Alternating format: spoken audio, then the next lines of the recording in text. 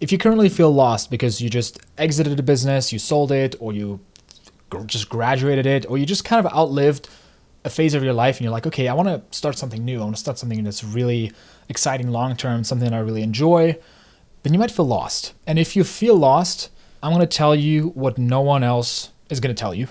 It's going to be something that you maybe need to hear, that you might not want to hear, but it's going to be really useful. Just trust me in this, because I've gone through this myself. I mean, you see it publicly on YouTube, where I quit for a couple of years because it wasn't aligned with just me and where I wanted to go. And then it took a lot of reflection and a specific process that you need to go through in order to find what you need moving forward, the clarity that you need. It's also happened previously when I had my e-commerce business, and then I sold it, and then I was lost for an entire year. And the biggest mistake that you can make when you sell a business, you graduate a certain phase of your life, you're switching careers, whatever it might be, the biggest mistake is to try to get out of it as quickly as possible. And I see this a lot with entrepreneurs. I mean, a lot of them reach out to me because they want clarity. They need a mental sparring partner, someone that can help them spot their nature, their superpower, so they can get clarity on what they should be doing moving forward. They immediately go and they want to launch the next thing. They announce it to the world, they announce it to their friends, I know what I'm going to do now, they get really excited, and then as I start building it, they're like, that voice comes creeping in again, where it goes, yeah, but that's what I kind of did before, it's not what I wanted. And they shut it down again, and they try another thing, and they also don't like that, and that doesn't feel aligned. And then they feel really clear about this next thing, right? So that's a very common dynamic, and it happens for a few reasons. I think number one is it's just your habit of operating. You've built this identity around, well, I'm this person that takes action, and I'm this entrepreneur, and I'm this whatever career you had, right? And that identity is still leaking through. It's still you, right? Who am I if I'm not productive, if I'm not achieving? And it's also simply how your brain's been conditioned. You get up in the morning, you get shit done, you ship things, you build something, you take an action, right? There are 4 phases that we go through every 3 to 7 years. I've talked about it in depth before in a past video. It is essentially these 4 phases where every 3 to 7 years, they repeat. The first phase is limbo. That's when you're lost. And this might be the phase that you're in if you're currently lost.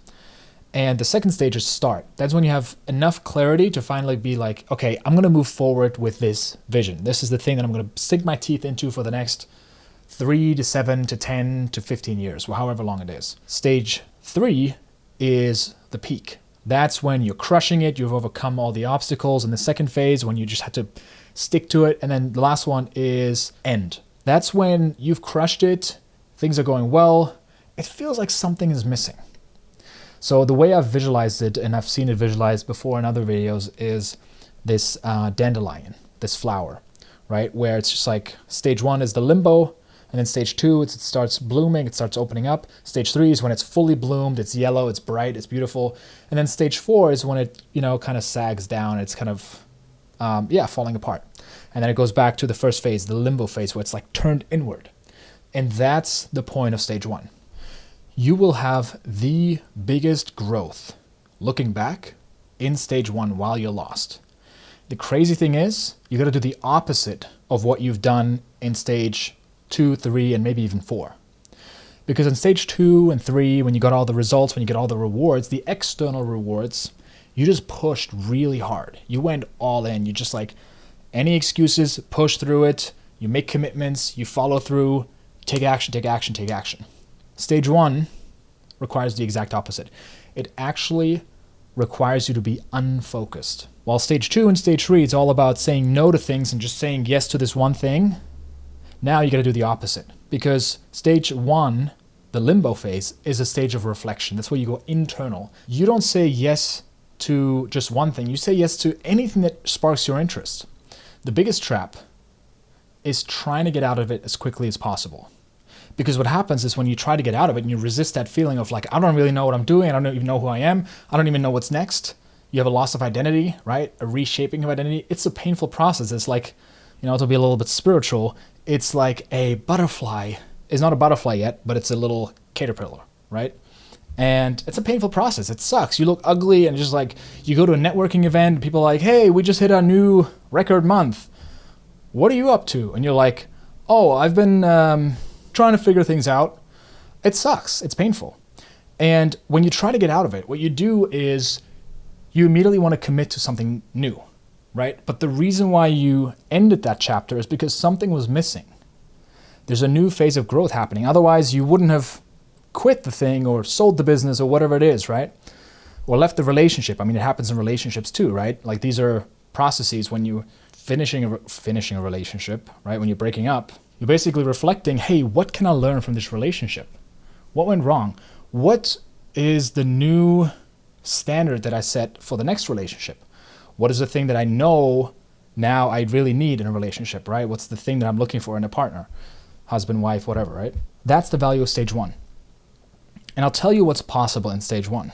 Because Sam Altman, the OpenAI founder or co-founder, he talked about this where he finished a startup. I think he sold it or maybe it failed. I don't know. I don't remember. But there's an interview that he gave that's online. It's hard to find, but I stumbled upon it. And he was basically sharing how he went through a phase where after he sold his startup or it failed, whatever it was, he decided to take a year off, a sabbatical, maybe even longer. Maybe it was a year and a half. It was really tough because he really felt like I should be doing something. I should be just working on something. And he was in Silicon Valley and he would go to these networking events and all these people were like, oh, we just raised another round and oh, we're scaling like crazy right now. What are you working on? And he's like, well, I'm taking a year off. He could just feel how the gravitational field, their attention just moved away from him. And it sucked, right? In a place where everyone's just like, go, go, go. But he just followed his interest. He just went after what he enjoyed. He learned about machine learning. He learned about synthetic biology. He learned about some other things. I can't remember what they were. And they seemed very unrelated. But then all of a sudden, when you surrender and fully surrender and actually enjoy that phase of uncertainty, and you just trust, you just have faith that things are going to work out, a door is going to open, that's when there's an opening. That's when an opportunity comes along. That's when you meet someone. That's when you see a new technology being released. That's when you just see something on the horizon that just like pops up and you're like, I think I'm going to go there. Only then do you graduate to stage two because you find an opportunity. And in his case, it was OpenAI. It was ChatGPT. And then looking back, he was like, wow, all the things I was interested in, they're applied here. And this opportunity only opened itself because I was wondering. I was just trying new things. I was just open. It is a painful process. But while you're going through that uncertainty, just trust that things will work out. Don't commit to anything. Sit in the discomfort and find a way to enjoy it. Because chances are other people are praying to be in your position. They're praying to be in your position where you successfully finish this phase. And who knows, maybe it wasn't successful. Then still find a way to enjoy it. But you go into this position where now you get to pick and choose your future. You get to pursue things that have always interested you just for the sake of being interested in them. Don't make things about where will they lead? Is this going to be productive? Is there even an end in mind? Pursue things that you think have zero good reason, zero productivity attached to it, zero strategic advantage, just because you want to. And it could be something completely unrelated, you know? If you were working in tech before, just learn knitting. Like, it doesn't matter. Learn mixology and making, how to make cocktails and mocktails. Learn calligraphy, because that's what happened to Steve Jobs. And then, it was applied in his tech company. You can't connect the dots moving forward. As I like to say, I totally came up with that quote. You can only connect them looking back, right? And yeah, this is just for anyone who kind of feels lost right now, who is in stage one in limbo. Enjoy it. Find a way to enjoy it. And if you make the mistake of resisting it and you just sink your teeth into the next thing, what's going to happen is that you're going to end up building that thing, but you haven't yet learned the internal lessons, the internal growth that you needed to in limbo. And so you're actually going to end up building the same thing that you built before. You're going to again realize after a year or 2 or 3 that you made the same mistake over and over again, the same one as in the last cycle, and you're going to be in the exact same spot as you are now, just older and with more pain because you realized you just wasted a few years because you resisted learning that lesson in limbo. So don't make that mistake. Don't just try to get out of the discomfort of not knowing who you are and what you're here for and what you're going to work on, and then repeat the same mistake.